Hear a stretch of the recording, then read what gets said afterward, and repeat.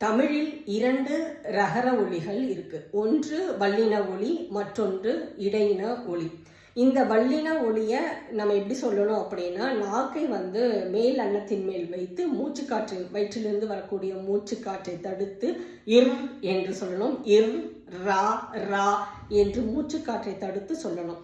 இதே இடையின ரகரத்தை எப்படி சொல்லணும்னா, தொண்டையில் இயல்பான காற்றை வெளிவிட்டு அந்த நாக்கை பல்லின் மேல் வைத்து ரா, ரா, ரி, ரி என்று சொல்லணும். அதோடைய ஒலி, மெய்யொலி இர் என்று தான் ஒலிக்கும்.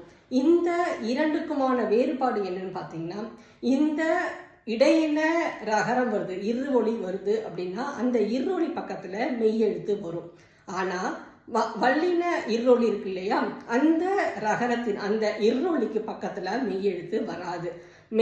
மெய்யொலி கேட்குற மாதிரி தோணுச்சு அப்படின்னா அது ஒரு பொய்யான ஒலி.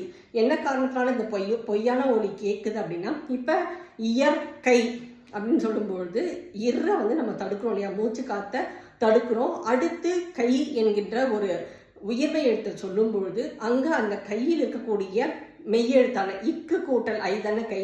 அப்ப அந்த இக்குன்னு இருக்கக்கூடிய அந்த எழுத்தை நம்ம ஒலிப்பது போல பொய்யாக மேலும் ஒரு ஒலியை எழுப்பி கொண்டு அது மூச்சு காற்று வெளியே வர காரணத்தினாலதான் நம்ம இரு பக்கத்துல இக்கு எழுதணுமா கூடாதா அப்படிங்கிற சந்தேகம் வருது. இனி அந்த சந்தேகமே வேண்டாம். அந்த இக்கு வரவே வராது. பற்பசை என்று சொல்லும் பொழுதும் இப்பு கேட்டதுன்னா இந்த இருக்கு பக்கத்துல இப்பு வராது. அதே போல பயிற்சி அப்படி சொல்லும் பொழுது அந்த இருக்கு பக்கத்துல இச்சு கேட்டுச்சுன்னா அந்த இச்சு எழுதக்கூடாது, அது ஒரு பொய்யான ஒலி. அதனால அங்கேயும் இச்சு வராது.